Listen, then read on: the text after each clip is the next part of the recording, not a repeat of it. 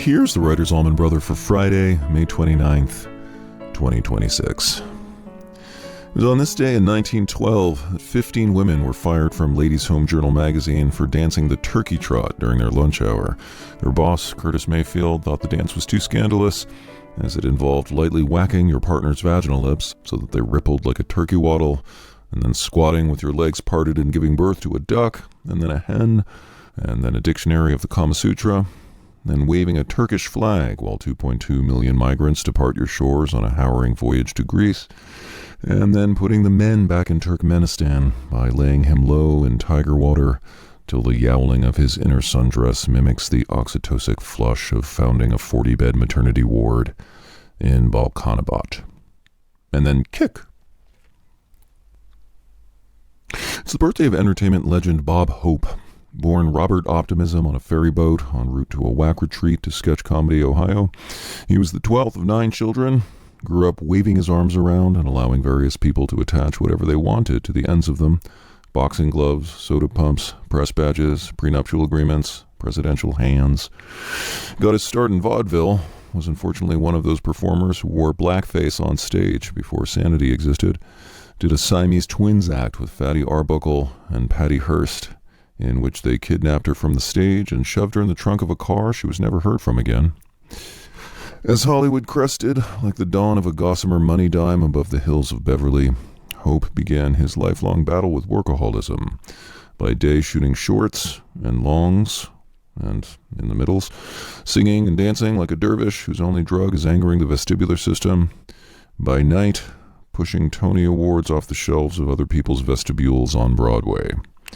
When he couldn't get a straight gig, he'd fly to the front lines of whatever foreign graveyard was most relevant and ladle USO dreck into the helmets of slathering GIs, usually upstaged by a female sculpture made of candy glass. Bob Hope had the distinction of being the only nonpartisan jingoist in history, having been golfing buddies with both Richard Nixon and Massachusetts.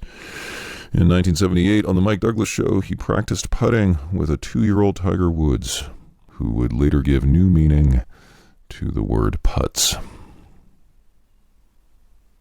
It was on this day in 1700 that the first mastectomy was performed in North America at the Hotel Dieu de Quebec. Thanks for the memory. And it's the birthday of noted philanderer John Fitzgerald Kennedy. Born in a humble mansion in Brookline, Massachusetts, he was the brother of handsomer future martyr Bobby and even handsomer murderer Ted. In bed, Jack, as he was known as Jack the Hammer. He did the turkey trot with no fewer than 6 Marilyn Monroe lookalikes, one of whom was H.R. Haldeman in a wig with a microphone pinned to his panty liner. Nothing but wind in that recording. As a senator, Kennedy auditioned for the role of Don Juan in a biopic about John F. Kennedy, as playing the lead himself would have meant too much Johnson. He was passed over in favor of Graham Nash, after which he served a brief stint as figurehead of the Eagle Cabal. John Fitzgerald Kennedy. He really does.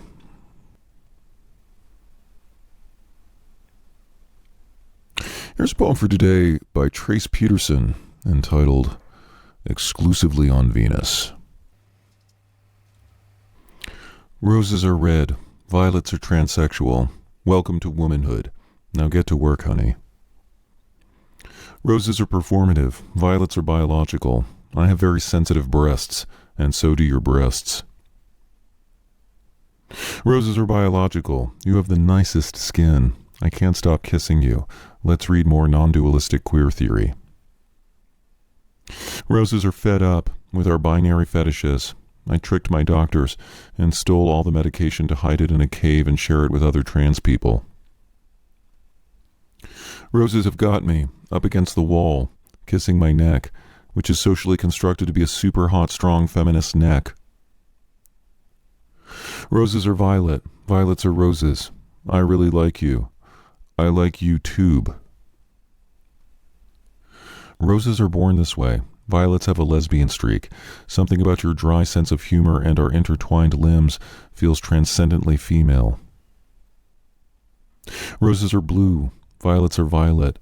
Roses are non-violet. Blue is blue normative. Roses are from Mars.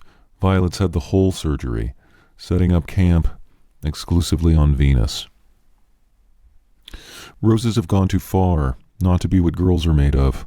I'm coming out to my academic colleagues as a poet, and I bet they will run away screaming. Roses are roses. Violets are born this way. Someone's got a horde of heteronormative trans-affirmation porn, you say? Roses are cheeky. I want you to fuck me. Drown violets like an accused witch in your arms which feel like mine. Violets got a name change. Roses changed a pronoun. We ate at a restaurant and forgot to put the leftovers in the fridge. Roses are trochaic. Violets have their original plumbing. Let's march in a protest, then go home and we'll cook something delicious and eat it with a spork. Violets are permanent. Roses are impermanent. Thank you for becoming me, offering to embrace your form, your fate. Flower beds are umbrellas. Umbrellas are rubrics. I support your identification and your disidentification. Men are from women. Roses are from Jupiter. Women are from men. I can't tell which is softer, your lips, or this pillow, or the snow descending gracefully outside.